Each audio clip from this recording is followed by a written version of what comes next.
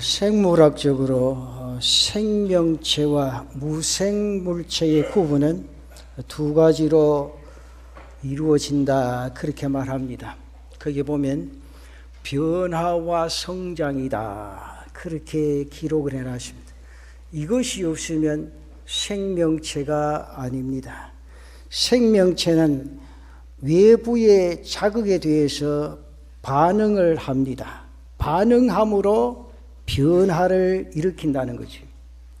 긍정적이든 부정적이든 변화를 나타내는 것이 바로 생명체의 특징입니다. 두 번째는 성장이라는 거지요. 살아있는 생명체는 그 생명체가 지닌 고유의 유전자 정보에 따라서 성장을 합니다. 성장은 생명체가 살아 움직인다는 증거라, 그렇게 말할 수가 있습니다.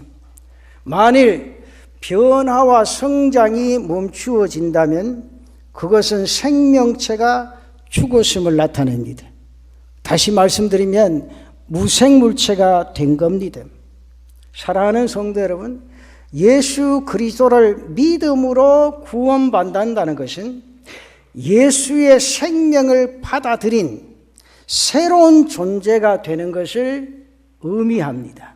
때문에 구원받은 사람은 변하고 날마다의 삶에 성장해 가야 하는 겁니다.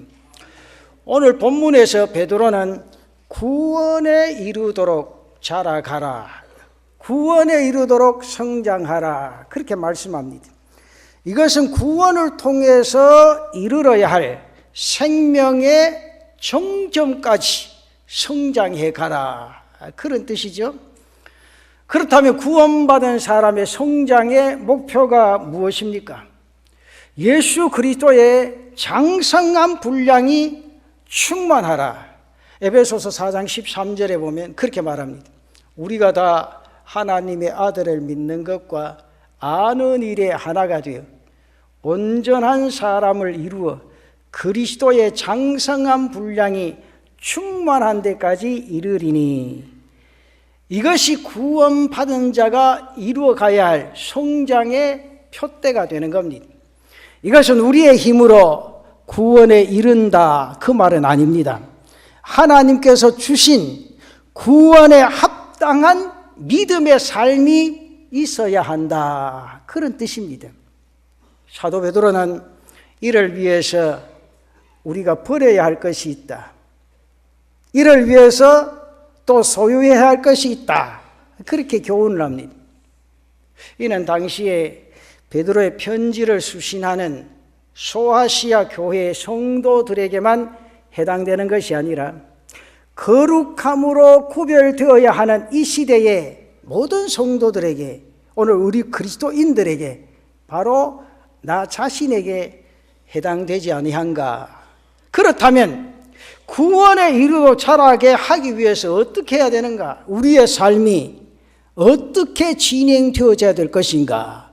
몇 가지 생각합니다. 그 첫째는 너희는 신령한 젖을 사모하라. 신령한 젖을 사모하라. 어린아이가 태어나면 어머니의 젖을 먹고 자랍니다. 성장을 합니다. 그렇다면 성도들은 영적 신령한 젖을 먹음으로 성장하고 자랄 수 있다.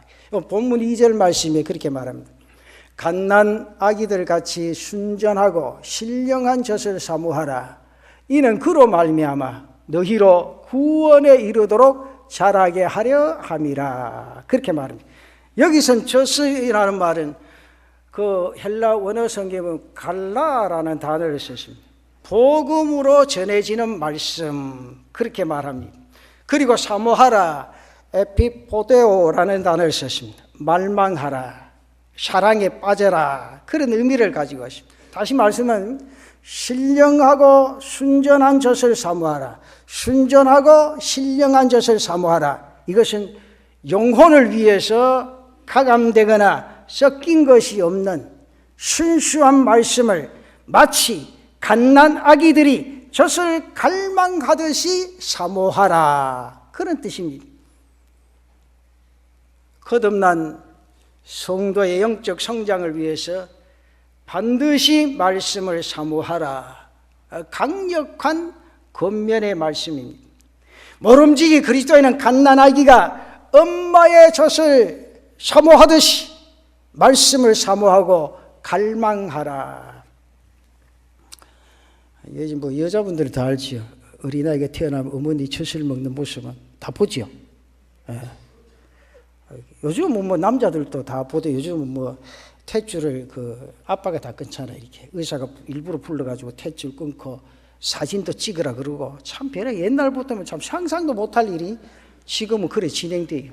병원에 가면 아예 그래요. 예. 그러니까 남자가 아내가 아기를 순산할 때 옆에 없으면 한평생 구박받고 살지 요즘은요. 여기 어른들 옛날에 좋은 시대에 태어났습니다.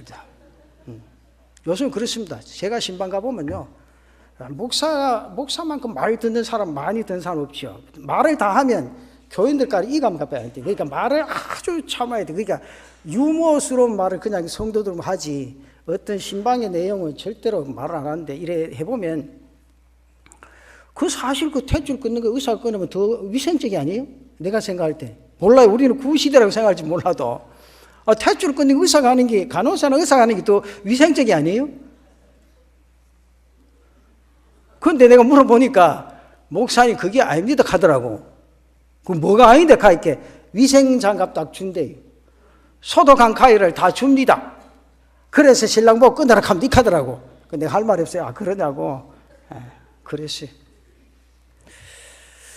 그런데 여러분들 오늘 이 말씀을 가만히 한번 보십시오. 왜 이 성경에 어머니의 젖을 비유해서 말씀을 사모하라, 갈망하라 그렇게 했겠습니까?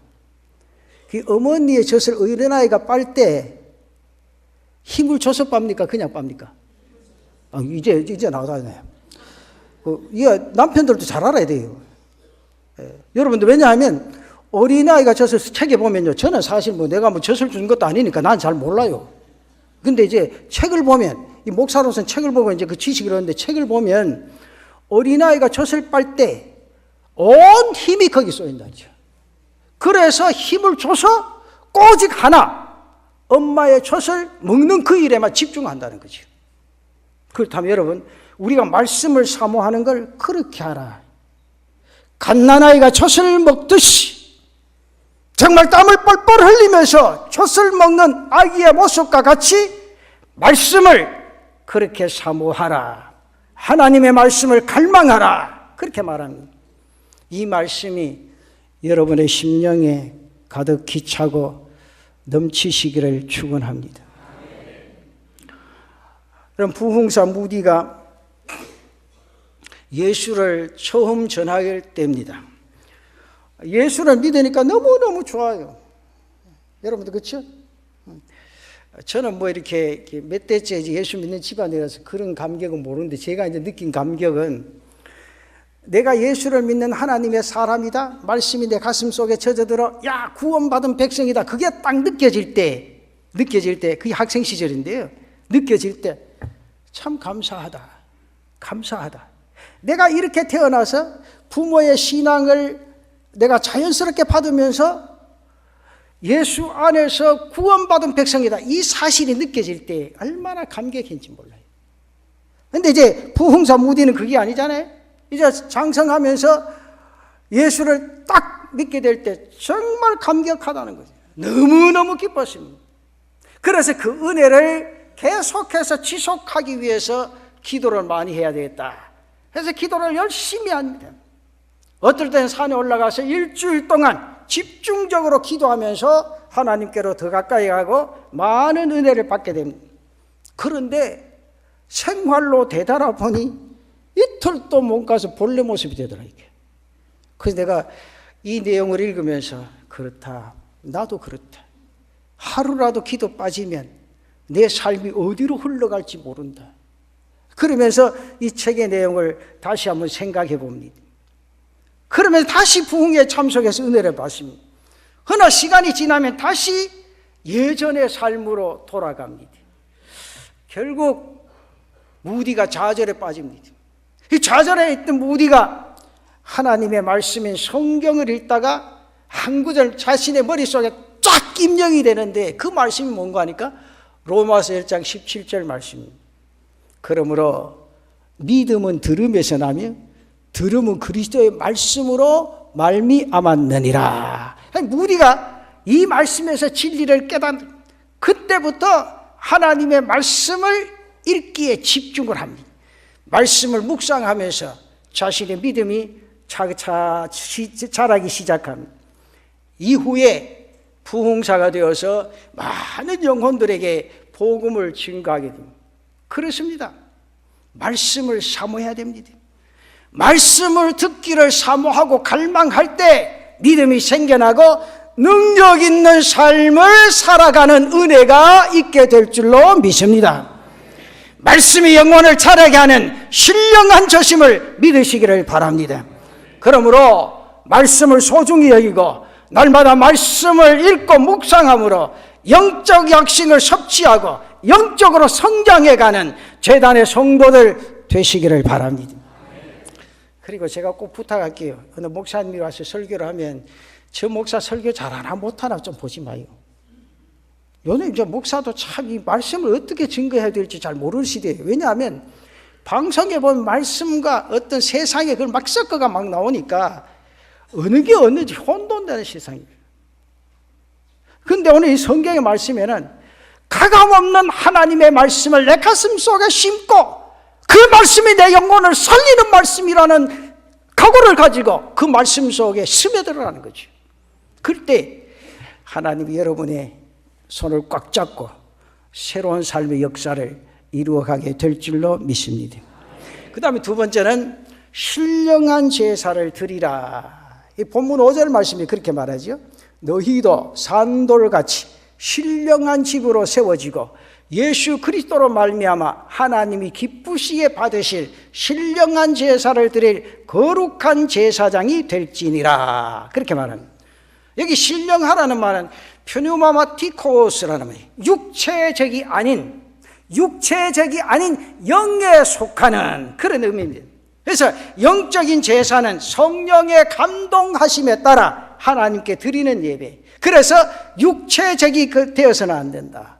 영적이어야 한다는 거죠.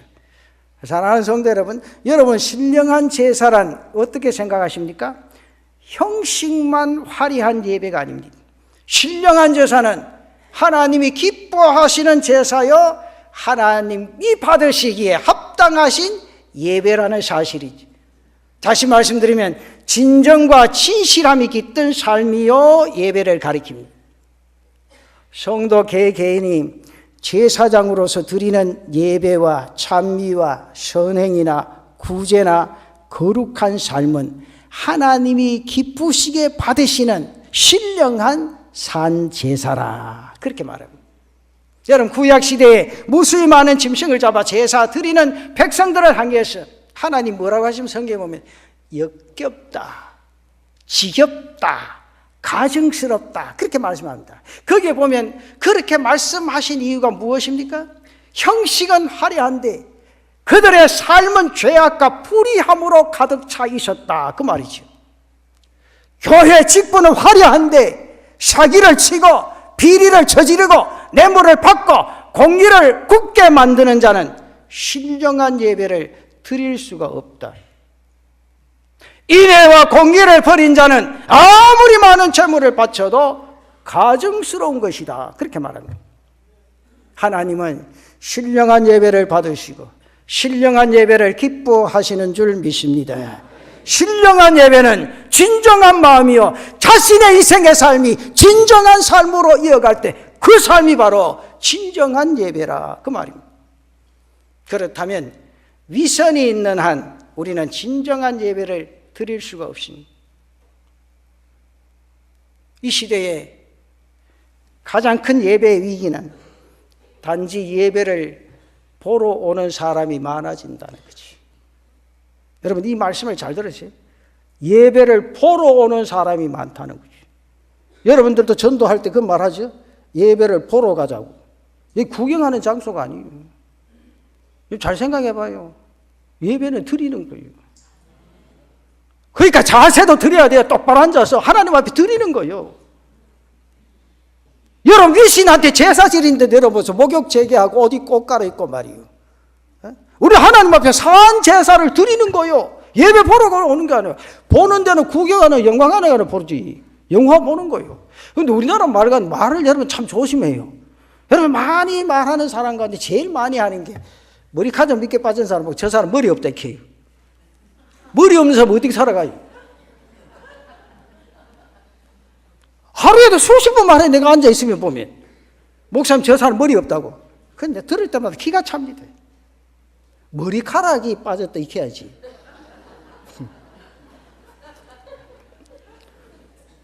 이거 다 한 번씩 해봤죠. 저 사람 머리 없다고. 그거 참 신기합니다. 이적 중에 이적이라. 머리 없는 사람 그렇게 잘 돌아다녀요. 이게 무의식 중에 예배 중에 있잖아요.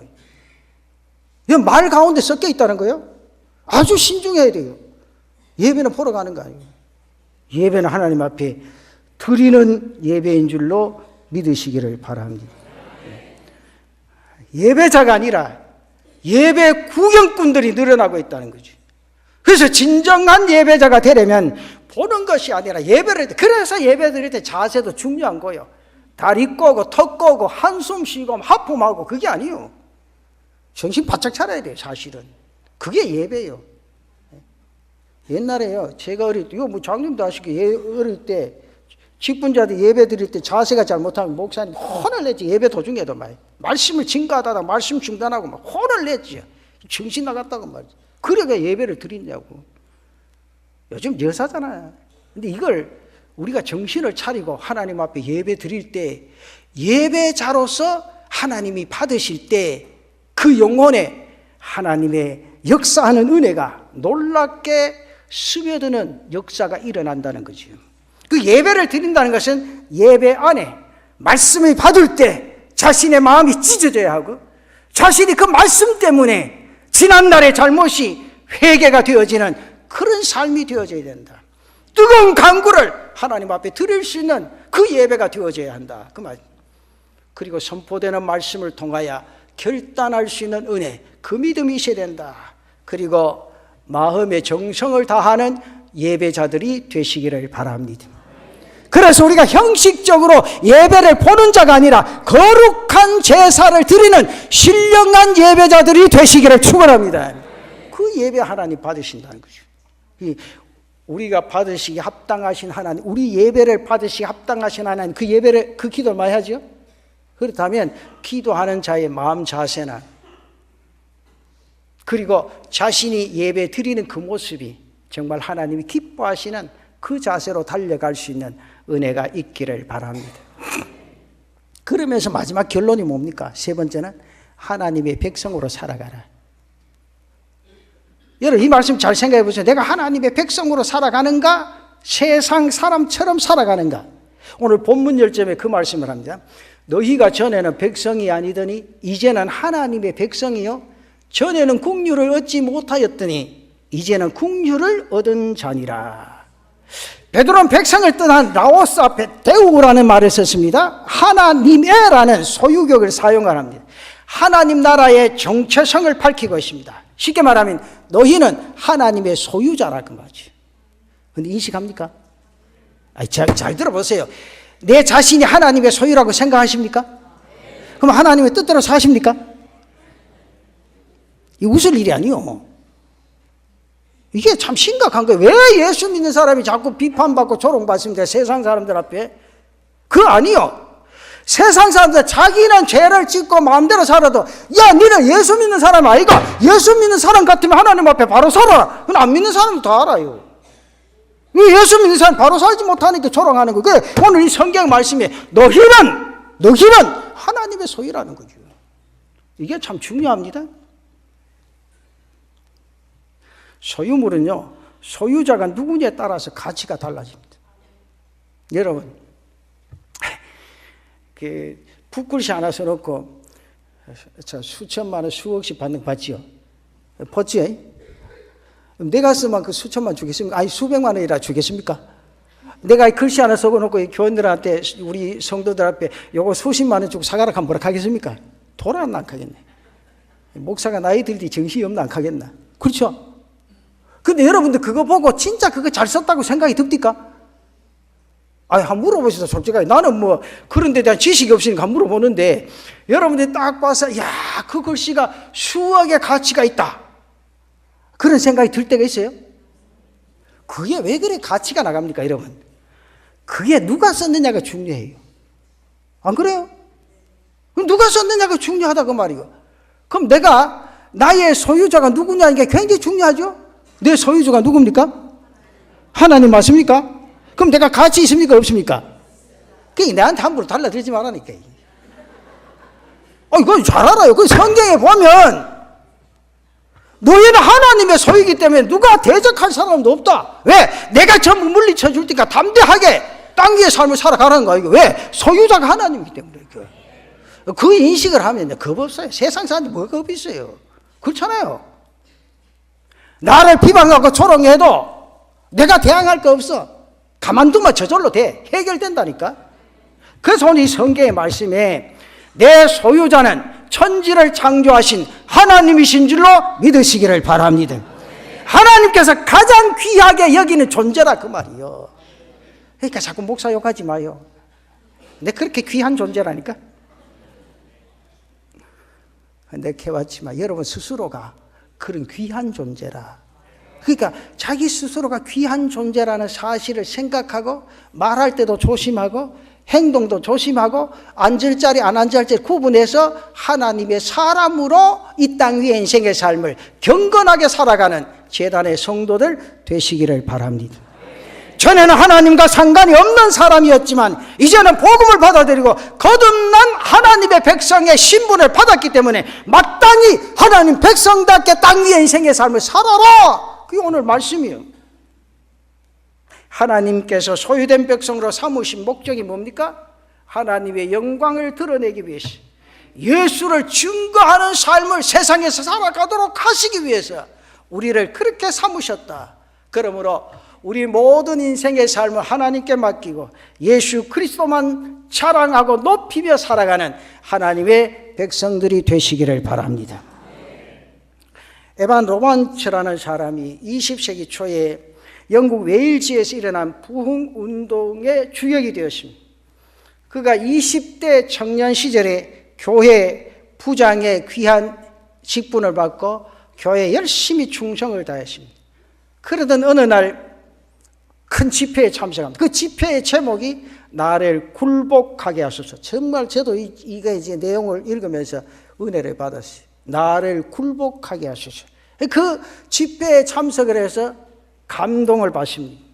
그리고는 말씀과 기도하는 일에 온전히 전념해야 되겠다. 그렇게 결심을 합니다. 그 배우지 못한 광부의 아들이었지만 기도하는 일에는 열심을 다했습니다. 그가 어느 하루 엎드려서 기도하는 가운데 야야 너를 통해서 10만 명의 불신자들이 죽게 돌아오는 그런 역사를 일으키겠다. 자기도 모르는데 그 생각이 딱 드는 거예요. 기도하는 가운데 너를 통해서 10만 명의 영혼들이 죽게로 돌아올 것이다. 그래서 그가 섬기던 작은 교회는 이제 17명이 더불어서 함께 기도회를 시작합니다. 그 기도의 불길이 웨일즈 전역의 영적 부흥의 불길로 퍼져나갔습니다. 그래서 어느덧 웨일즈의 10만 명의 불신자들이 주님께 돌아옵니다. 그리고 영적 각성의 소식과 부흥의 불길이 전 세계로 퍼집니다. 그게 1904년도에 일어난 역사입니다. 웨일즈 부흥의 현장을 방문해서 목격한 이들 가운데 하워드 존스턴이라는 사람이 있는데 그 사람이 1906년 9월 달에 우리나라에 왔습니다. 그리고 선교사 모임에서 웨일즈 부흥의 그 소식을 전하게 됩니다. 그때 10월 평양 장대현교회에서 말씀을 전하면서 여러분 에반 로먼츠처럼 부흥의 도구로 쓰임받기를 원하는 사람 손 들어보십시오. 그때 손을 든 사람이 누군가 하니까 길선주 장로님. 길선주 장로님이 손을 들고 그가 그 다음에 1907년도에 바로 평양 대부흥운동의 주역이 되어졌다. 그 말이에요. 위대한 20세기 초의 세계적 부흥운동의 단초는 바로 26살 된 청년의 기도로 시작된 겁니다. 주님, 제가 온전히 주님께 굴복된 삶을 살아가게 해주시옵소서. 그 기도였습니다. 말씀과 기도에 온전히 순복하는 그런 삶을 살아가기로 결심하고 주 앞에 엎드리면 우리도 영적 성숙을 경험하여 그와 같은 삶의 역사를 이루어갈 수 있는 제단의 성도들 되시기를 바랍니다. 지금 우리가 살아가는 이 시대는요, 성숙한 그리스도인이, 성숙한 예수 믿는 사람이 기다려지는 그런 시대입니다. 구원에 이르도록 자라는 그리스도인이 되어 하나님의 백성답게 살아가는 그 모습을 나타내야 할 그런 시기가 아닌가, 그렇게 생각합니다. 국류를 얻지 못한 내 이웃들에게 하나님의 국류를 전하고 구원의 복음을 전해야 할 지금이라고 생각해 봅니다. 그리고 더 이상 안일함이나 태만에 빠지지 않도록 열심을 품고 모이게 힘써라. 저는 이 말씀을 준비하면서 생각한 게 뭔가요? 지금은 모이기에 너무 나태하다는 거지. 식분이 있으나 없으나 마찬가지예요. 무슨 일이 있다면 모여서 함께 손잡고 기도하고 열심을 다해서 주의 일에 힘써라. 그리고 세상 지식이나 경험으로 하나님의 교회를 섬기지 말고 하나님의 말씀을 부여잡고 그 말씀에 부응하는 신앙의 삶의 역사를 이루어갈 수 있는 그런 은혜가 있기를 바랍니다. 그리스도는요, 믿음을 가지는 순간에 감당할 수 없는 신분이나 지위를 가지게 됩니다. 하나님께로부터 어떤 직분을 주셨습니까? 왕과 제사장의 직분을 주셨다. 그 사실을 위임받게 되어졌다. 그러므로 끊이지 않는 감사와 감격이 내 가슴 속에 일어나야 된다. 그 삶 속에 하나님의 뜻이 나타나고 그러한 인생의 삶 속에 그리스도의 사랑이 나타나지게 된다, 그 말이죠. 그래서 믿음 안에서 현실에 대한 불평이나 원망도 없애버리고 하나님이 내게 주신 그 은혜를 따라서 그리스도의 모습과 마음으로 우리의 삶이 변화되어지고 달라지고, 그래서 내가 걸어가는 신앙인의 삶이 그리스도의 삶으로 달려갈 수 있는 귀한 은혜가 있으시기를 바랍니다. 사랑하는 성도 여러분, 오늘 이 예배에 참석하신 여러분들, 날마다 신령한 젖을 사모하는 은혜가 있으시기를 바랍니다. 신령한 예배를 드릴 수 있는 은혜가 있기를 바랍니다. 그리고 부디 구원에 이르도록 자라서 예수의 장성한 모습으로 하나님의 영광을 드러내는 복된 성도들 되시기를 축원합니다. 그렇게 살아보십시다. 정말로 우리가 사는 게 얼마나 되겠습니까? 그렇잖아요. 그러니까 이 말씀이 내 가슴 속에 살아 역사해 보십시다. 저는 사실 기도 안 빠지는 것 중에 한 가지가 주일 새벽 기도에 참석하는 이 청년들, 찬양대 섬기는 청년들입니다. 청년들입니다. 그가 지금 믿음을 가지고 하든지 믿음 없이 하든지 간에 그 육체가 움직여진다는 것은 하나님의 놀라운 은혜입니다. 솔직히 생각해요. 그 심리학적으로 생각하면 사람이 수면이 가장 뭐라 합니까, 이게 꿀 같은 잠을 잘 수 있는 시간이 새벽 시간. 그렇죠? 꿀 같은 시간. 그 시간이. 그걸 깨워 일어나서 일찍이 밑에 내려가서 준비해서 찬양한다는 건요, 여러분 놀라운 은혜예요.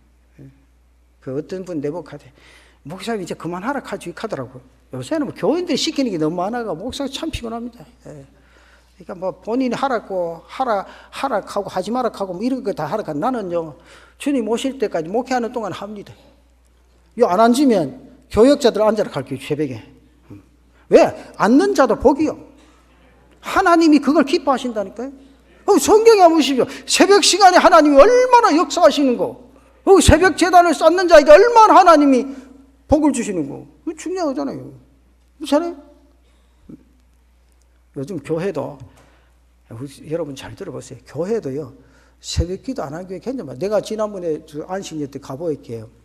주일은 주일이라고 안 합디다. 나보고 가대, 왜 너는 주일날 새벽 기도 없노? 목사님 아침부터 계속 예배 드린데 꼭 새벽에 또 와야 됩니까? 하더라고. 근데 아무 소리 안 했어요. 잔소리할 것도 없고. 그래 또 언제 안 하놓고 하니까 토요일 안 한다 하더라고요. 토요일 왜 안 하놓고? 금요일날 금요 기도하기 때문에. 토요일 아침에 자야 또 안 움직일 게 미카더라고. 그건 하여튼 재밌는 데가 많아요. 어떨 때는 수요일도 안 합디다. 수요일 왜 안 하노까? 수요 예배가 있기 때문에. 참 머리 쓰는 건 진짜 잘 씁니다, 사실은. 정말로. 여러분, 예배 시간은 자꾸 늘려야 됩니까? 줄여야 됩니까?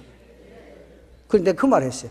야, 옛날 시대는 하루 3끼 먹으면 감사하게 생각했다. 근데 요새 하루 3끼 먹고 간식 먹나 안 먹나? 먹는다고 하더라고. 그럼 간식 먹으면서 예배 시간 한번 생각해봐라.